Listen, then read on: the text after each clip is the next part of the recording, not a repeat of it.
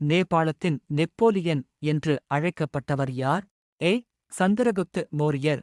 B. சமுத்திரகுப்தர். C. அசோகர். D. ஹர்ஷர்.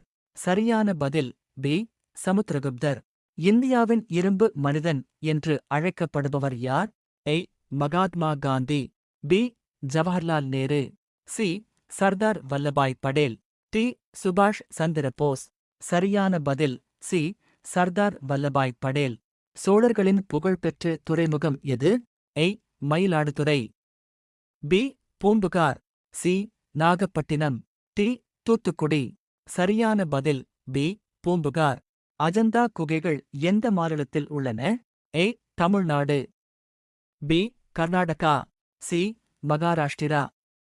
D. Rajasthan. சரியான பதில் சி. மகாராஷ்டிரா. உங்களுக்கான கேள்வி. வேத காலத்தில் முக்கிய தொழில் எது? ஏ. வணிகம். பி. விவசாயம். சி. மீன்பிடித்தல். டி. நெசவு. சரியான பதிலை கமெண்டில் கூறுக.